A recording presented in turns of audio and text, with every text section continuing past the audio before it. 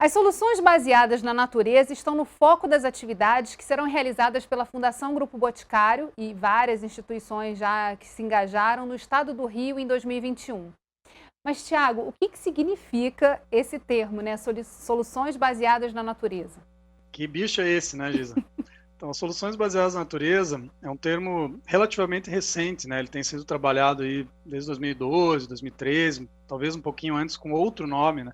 Mas basicamente é como nós utilizamos, né, então, os processos da natureza para resolver os desafios socioeconômicos e até mesmo ambientais, né, de forma a, ao mesmo tempo, conservar a biodiversidade, né, manter esses estoques, né, desse capital natural, de serviços que são prestados para a natureza, mas não só com foco em biodiversidade, com foco em resolver também um problema socioeconômico, um problema, né, relacionado, por exemplo, à qualidade da água, à produção agrícola, à redução de riscos, né?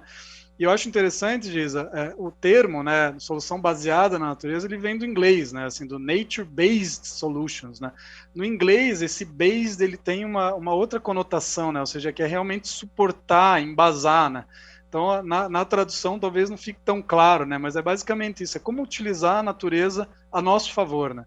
E aí um exemplo, assim, clássico, né, ou seja, como que eu otimizo a minha qualidade de água num sistema, né, que hoje está pouco conservado. Então, aumento no custo de tratamento de água, aumento na depreciação de equipamentos, né, que precisam ser trocados, né, filtros e equipamentos, energia elétrica para bombear a água. Então, a ótica, né, de você trabalhar uma solução baseada na natureza para tratamento de água é recuperar os mananciais, trazer, né, elementos, né, ou seja, florestas, áreas naturais, áreas alagadas, combinadas com obras de engenharia que entregam uma água de qualidade e, ao mesmo tempo, né, geram áreas verdes para o lazer da população, proporcionam, por exemplo, sistemas de produção agrícola integrados a esse. Então, são soluções, né, que elas são mais inclusivas, elas têm um componente de desenvolvimento social muito grande, ao contrário de uma estação de tratamento de água, que é, né, equipamento, cano, produto químico. Então, exemplificando um pouco, né, essa seria uma solução baseada na natureza. Mas que traz também como desafio essa necessidade de falar com um por um dos atores que estão ali no campo. Porque aí você está também falando de mobilizar produtores rurais, pessoas que estão ali nas margens dos rios, grandes comunidades que se instalaram nesses espaços. Enfim, então é também um trabalho que exige esse arranjo multi-institucional. O governo só não dá conta, as instituições sozinhas também pouco atuam, e a universidade também precisa estar somada aí para poder ajudar nesses processos de educação, né, que precisam acontecer. Exatamente, exatamente.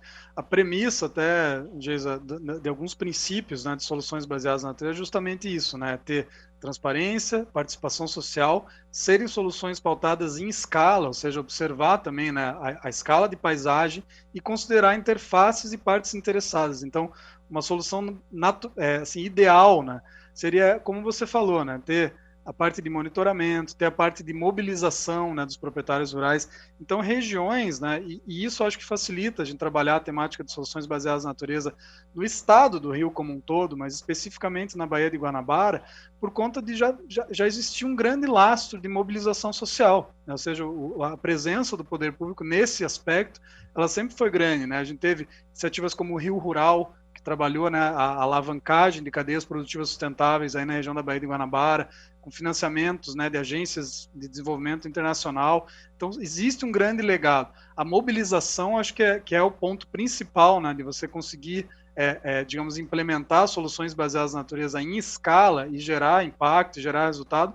Isso é um terreno muito fértil aí no Rio, que é, inclusive, o que nos apontou, né, que é viável, é factível trabalhar um projeto, né, tanto a prototipação de ideias, de projetos, como transformar isso realmente num movimento de colaboração para transformar a realidade de solução baseada na natureza em oportunidades, né, para o estado do Rio de Janeiro. Mas você pode detalhar, Tiago, para a gente quais foram os caminhos encontrados nessa grande conversa que vocês conseguiram estabelecer aqui no estado do Rio? Você falou de 5 projetos, 2 que já estavam a ponto de acontecer agora no início de 2021. Era muito bacana que a gente pudesse compartilhar com os telespectadores, para que eles pudessem também se engajar e acompanhar, né? Principalmente para poder ver isso acontecer no campo.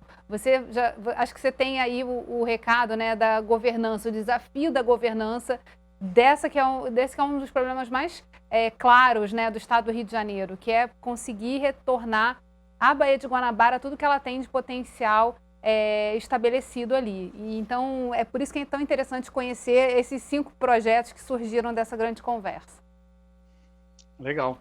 Então, na primeira fase da prototipagem foram 10 ideias, né, no primeiro encontro de 2 dias. Então, a gente teve uma metodologia, né, de construção de teorias de mudança, ou seja, de qual é a visão de impacto realmente daquela ideia.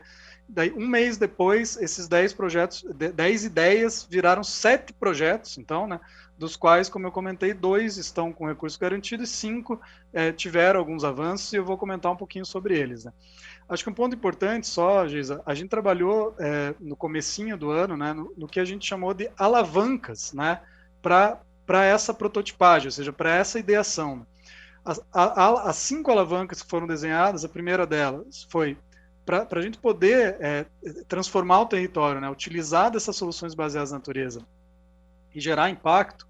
Primeira, precisa ser demonstrado os benefícios das soluções baseadas na natureza, né? Ou seja, os tomadores de decisão, o setor privado, a sociedade como um todo entende o que é uma solução baseada na natureza, e às vezes pode ser uma coisa muito simples, como um parque linear que reduz o risco de enchente e alagamento numa região de baixada, por exemplo, né?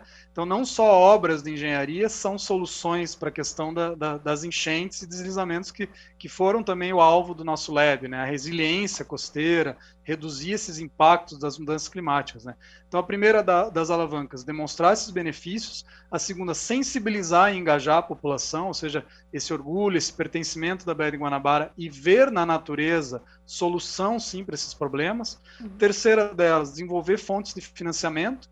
Quarta, construir capacidades, ou seja, a gente precisa realmente capacitar, fortalecer a gestão pública, fortalecer o terceiro setor.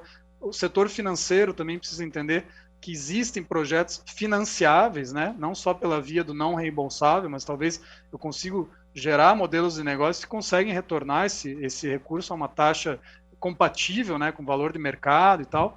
E uma quinta, geração de oportunidades de negócio, ou seja, vou dar um exemplo, né?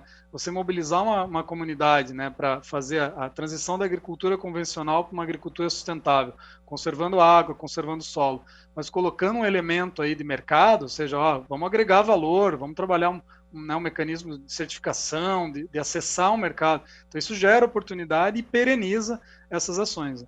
Então, nessas 5 alavancas surgiram os 7 projetos, né? Então, de demonstrar os benefícios.